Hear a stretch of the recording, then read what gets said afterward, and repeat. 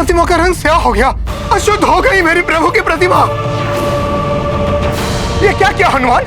कहां से लेकर आए हुए कलुषित जल?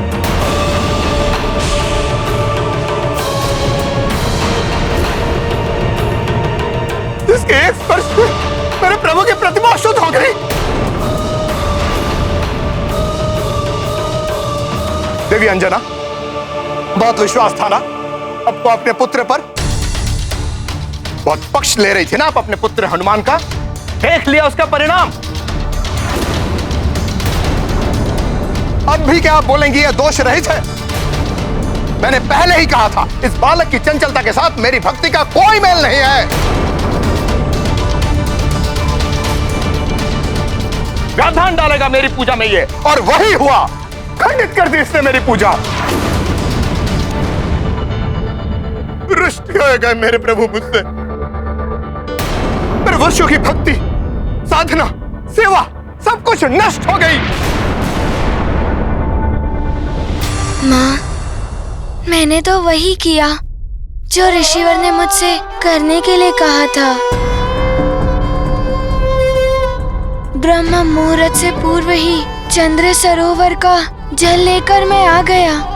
उसके पश्चात मुझसे कहाँ भूल हुई, ये मुझे स्वयं ज्ञात नहीं है। बस चुप रहो बालक, अब एक और शब्द नहीं सुनना चाहता हूँ मैं तुम्हारे मुख से। मेरे हाथों से मेरे प्रभु की प्रतिमा पर अशुद्ध जल चढ़ाकर उसे अशुद्ध करने का घोर अपराध, महान्याय और महादोष किया है तुमने। हनुमान से इतनी बड़ी भूल कैसे हो गई? कहीं क्रोधित होकर ऋषिवर उसे एक श्राप न दे दे। तुम्हारे कारण मेरे प्रभु की प्रतिमा शुद्ध हुई है, और अब उसे शुद्ध करने का भी उपाय तुम ही करोगे उद्दंड बालक। अन्यथा मेरे क्रोध, मेरे श्राप से कोई तुम्हारी रक्षा नहीं कर सकता। क्षमा ऋषिवर, बालक की भूल समझकर क्षमा कर दीजिए हनुमान को। ऋषिवर, मैं याचना करता हूँ, मेरे पुत्र को क्षमा कर दीजिए। मैं वचन देता हूँ, प्रभु की प्रतिमा को शुद्ध करने के लिए आप जो कार्य कहेंगे मैं करूंगा। नहीं, नहीं, नहीं। प्रतिमा का शुद्धिकरण इसी उद्दंड बालक को करना होगा। बहुत दंभ है ना इसे अपनी भक्ति पर। क्या था प्रभु स्वयं आकर अपने हाथों से इससे भोजन प्राप्त करते हैं। इसके उन मिथ्या वचनों का ही ये अनिष्टकारी प्रभाव है। इसके भक्ति के दोष का ये परिणाम है। ऋषिवर, मुझ पर कृपा कीजिए, क्षमा कर दीजिए मुझे। मैं अपनी इस भूल को सुधारने के लिए स्वयं जाकर गंगा जल लाऊंगा। मुझे पूर्णतः विश्वास है कि पवित्र गंगा जल के एकमात्र स्पर्श से मेरे प्रभु की ये मूर्ति शुद्ध हो जाएगी। तुम स्वयं को महाज्ञानी, महाशक्तिशाली समझते हो ना हनुमान? नहीं ऋषिवर, मैं तो स्वयं को ईश्वर का एक तुच्छ भक्त मानता हूँ, उससे अधिक और कुछ नहीं। अच्छा, इतना विश्वास है तुम्हें अपनी भक्ति पर? तो गंगा जल नहीं, स्वयं गंगा लेकर आओ यहाँ।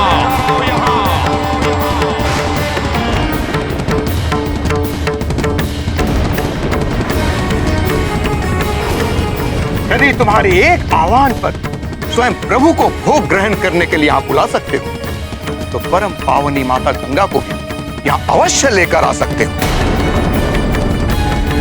और स्मरण रहे हनुमान, गंगा मैया के यहाँ आके प्रभु की मूर्ति को शुद्ध करने तक मैं अन्न जल सब त्याग करूंगा।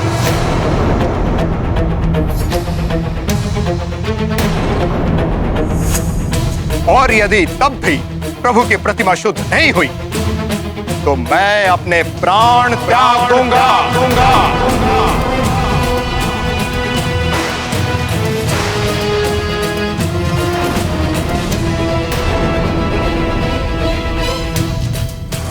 जिसके पाप का वहन तुम्हें करना पड़ेगा हनुमान। हम भी गुरुवर के साथ अन्न जल त्यागने का संकल्प करते हैं। और उनके साथ अपने प्राण देने के लिए भी प्रस्तुत हैं। यदि ऐसा हो तो अनर्थ हो जाएगा। हमारे संपूर्ण कुल पर ब्रह्मा हत्या का दोष लग जाएगा। बोलो हनुमान, इतनी शक्ति है तुम्हारी भक्ति में? ला सकते हो तुम परम पावनी जीवन दायिनी माता गंगा को यहाँ? परंतु ये कैसे संभव हो सकता है? माता गंगा के प्रवाह को कौन परिवर्तित कर सकता है? माता गंगा को यहाँ कैसे लाया जा सकता है? बोलो हनुमान, है तुम्हारी भक्ति में इतनी शक्ति? ऋषिवर, इतनी कठिन परीक्षा मत लीजिए मेरे पुत्र की। वो तो मात्र एक बालक है। इतना कठिन कार्य वो कैसे कर पाएगा?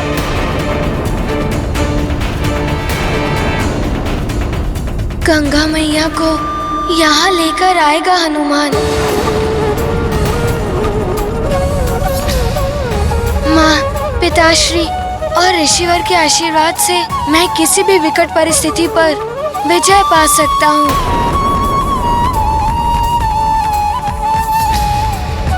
गंगा मैया के यहाँ आने से ऋषिवर की पूजा पूर्ण होगी और मैं दोष मुक्त हो जाऊंगा। माँ, ये कैसा संकल्प ले लिया तुमने पुत्र? तुम्हें ज्ञात है कि ये कितना कठिन कार्य है? कैसे लाओगे गंगा मैया को यहाँ? कौन सहायता करेगा तुम्हारी?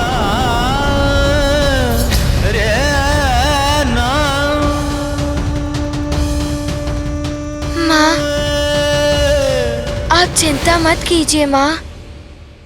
हनुमान सत्य और धर्म के मार्ग पर अग्रसर है, इसीलिए उसके इस उद्देश्य प्राप्ति के लिए कोई उसकी सहायता अवश्य करेगा। मुझे आज्ञा दीजिए माँ। पिताश्री, अब मैं गंगा मैया को अपने साथ लेकर ही लौटूंगा। मरण रहे हनुमान, जब तक तुम गंगा मैया को यहाँ लेकर नहीं आते तब तक मैं और मेरे शिष्यों का निराहार निरंतर व्रत चलता रहेगा। जी ऋषिवर। और यदि इस अंतराल में हम तपस्वियों का कुछ भी अहित हुआ तो उसका दायित्व तुम पर होगा हनुमान। ऋषिवर, आप निश्चिंत रहें। हनुमान ऐसा अनर्थ कदापि नहीं होने देगा। हनुमान शीघ्र ही पवन पावनी गंगा मैया की जलधारा के साथ यहाँ प्रस्तुत होगा। आज्ञा दे ऋषिवर। प्रणाम।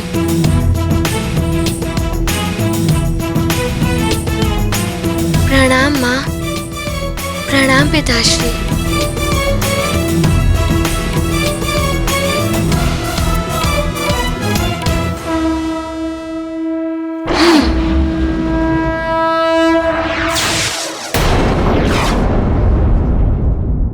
हे ईश्वर, ये कैसी कठिनाई में पड़ गया है मेरा पुत्र।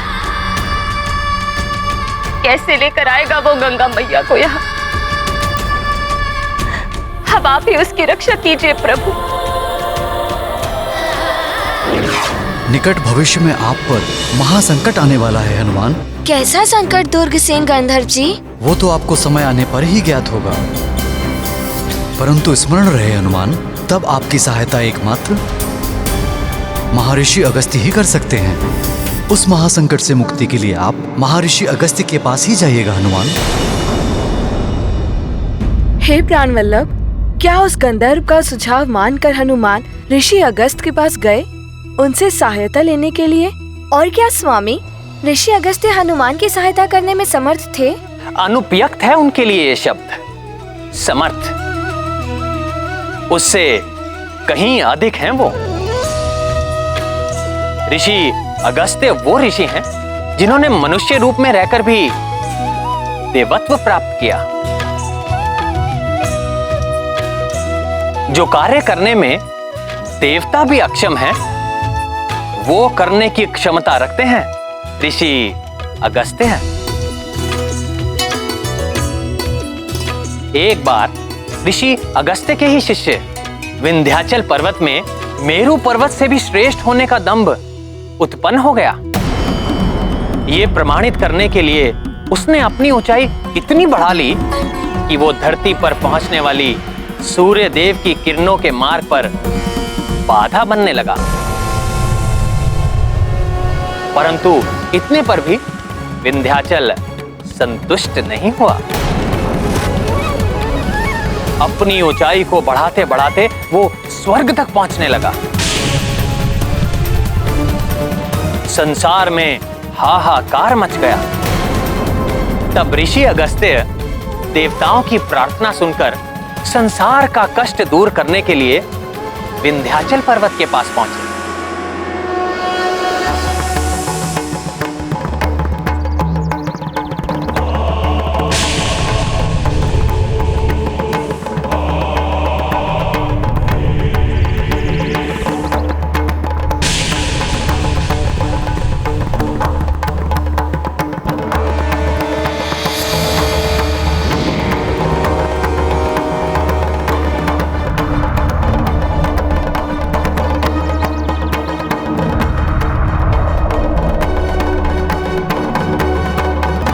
आकाश में अपनी उच्चता का इतना दम हो गया है तुम्हें विंध्याचल।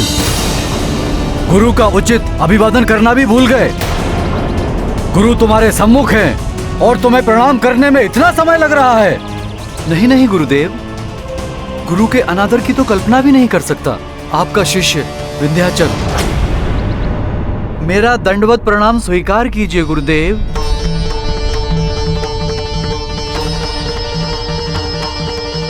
कल्याण हो। विंध्याचल, मैं जम्बू द्वीप के दक्षिण प्रवास पर जा रहा हूं। कुछ समय वहीं रहूंगा। मेरा आदेश है, मेरे लौटने तक तुम दंडवत अवस्था में ही रहोगे। मेरी आज्ञा का उल्लंघन नहीं होना चाहिए। आपकी आज्ञा शिरोधार्य है गुरुदेव। मैं पूर्ण निष्ठा से उसका पालन करूंगा। विंध्याचल को यह आदेश देने के पश्चात अगस्त्य ऋषि ने दक्षिण भारत के दंडका वन में अपना निवास स्थान स्थापित किया।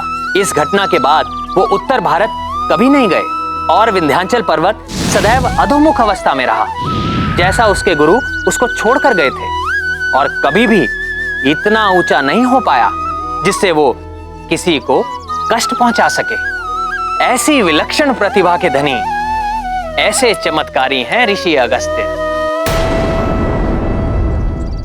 एक बार उन्होंने पर्वत को झुका दिया, तो एक बार सातों सागर का जल पीकर उन्हें जल रहित कर दिया था। वो समय था जब युद्ध में देवताओं पर हमला करने के पश्चात असुर सागर में जाकर छिप जाते थे। तब देवताओं के ही अनुरोध पर असुरों को उनके छिपने के स्थान से वंचित करने के लिए ऋषि अगस्त्य ने सागर के जल का पान कर लिया।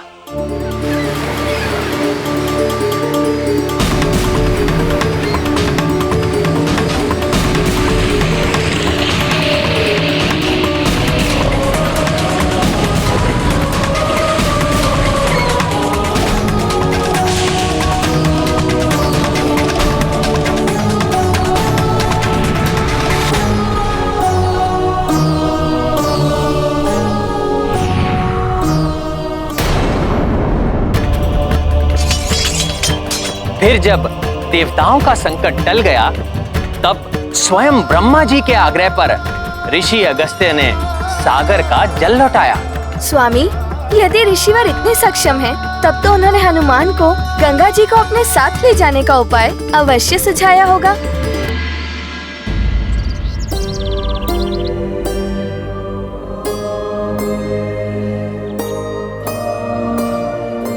मात्र प्रभु प्रतिमा को ही नहीं, परम पावनी माँ गंगा की सहायता से तुम्हें संपूर्ण जम्बू द्वीप को सदा के लिए शुद्ध करना होगा हनुमान। परंतु ये हनुमान कैसे करेगा ऋषिवर? तुम्हें माँ गंगा को जम्बूद्वीप की अन्य सभी नदियों से जोड़ना होगा। परम पावनी माँ गंगा की पवित्र जलधारा यदि समस्त नदियों में प्रवाहित हो जाए तो उनका जल भी पवित्र हो जाएगा। परंतु इस कार्य की पूर्ति के लिए हनुमान को क्या करना होगा ऋषिवर? मैं अगस्त्य स्वयं तुम्हारा मार्गदर्शन करूंगा हनुमान। माँ गंगा का पवित्र जल जम्बूद्वीप की समस्त दिशाओं में प्रवाहित होकर प्रभु प्रतिमा के साथ अनंत काल तक इस धारा को शुद्ध करेगा। इतना महान कार्य करने का हर संभव प्रयास करेगा हनुमान। परंतु ऋषिवर, ये तभी संभव है जब मैं गंगा माँ को अपने साथ आने के लिए मना लूं। उसके लिए क्या करना होगा हनुमान को? माँ गंगा तुम्हारे साथ जाए, इसमें मैं तुम्हारी सहायता करने का प्रयत्न करूंगा। परंतु इसके पूर्व तुम्हें मुझे एक वचन देना होगा हनुमान। कैसा वचन ऋषिवर? प्रभु राम के बाण की दिशा को परिवर्तित करने का वचन देना होगा तुम्हें मुझे।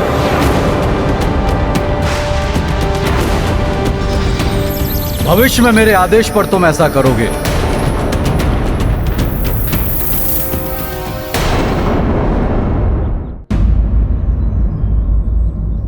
ये कैसा वचन है ऋषिवर? स्वयं के प्रभु स्वामी प्रभु श्री राम के बाण की दिशा को परिवर्तित करना, ये अधर्म नहीं होगा ऋषिवर?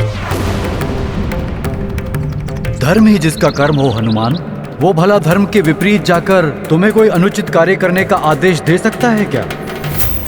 नहीं ऋषिवर। ऋषिवर, आप मेरी इस बात को अन्यत्र ना लें। प्रभु राम के बाण की बात सुनकर मैं कुछ क्षण के लिए विचलित हो गया था। हनुमान आपके पुण्य प्रताप एवं धर्म निष्ठा पर संदेह करने की दृष्टता कैसे कर सकता है? आप तो सर्वज्ञाता हैं। आपके इस आदेश में अवश्य जगत के कल्याण का कोई रहस्य निहित है।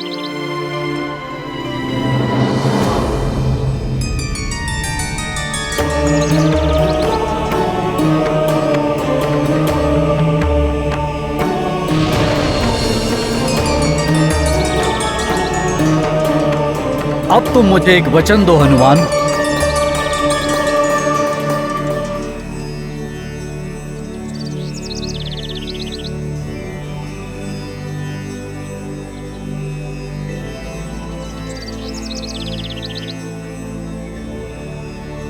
ऋषिवर, मैं अंजने हनुमान आपको वचन देता हूँ कि आपकी आज्ञा के अनुसार उचित समय आने पर मैं प्रभु राम के बाण की दिशा को परिवर्तित करूंगा।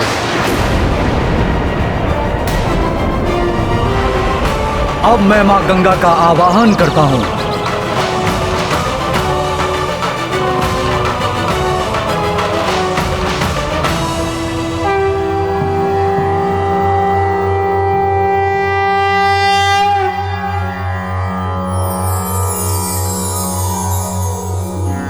देवी सुरेश्वरी भगवती गंगे त्रिभुवन तारिणी तरल तरंगे शंकर मौलि विहारिणी विमले मम्मतिरास्तां तव पद कमले हरिपद पाधि तरंगिणी गंगे हिम विदुमुक्ता धवल तरंगे दूरी कुरु मम दुष्कृति भारम कुरु कृपया भवसागर पारम तव जलममलम येन निपीतम परम पदम खलु तेन गृहीतम मातर गंगे त्वय्यो भक्तः किल तं द्रष्टुं नायमः शक्तः।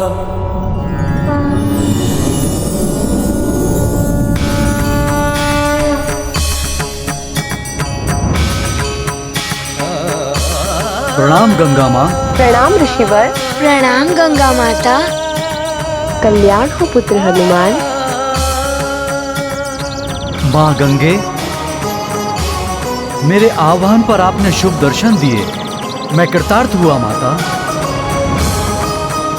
मेरी एक प्रार्थना और स्वीकार कीजिए माते।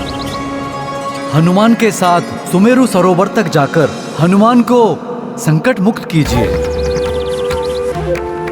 अपनी पावन जल धारा को जम्बूद्वीप की समस्त नदियों से जोड़कर उन्हें भी पवित्र करने की कृपा कीजिए माते। ऋषिवर, मैं हनुमान के साथ अवश्य चली जाऊंगी, परंतु मैं अपने तीव्र वेग के कारण चिंतित हूँ। मेरे वेग के सामने जो पड़ता है वो मुझ में समाकर नष्ट हो जाता है,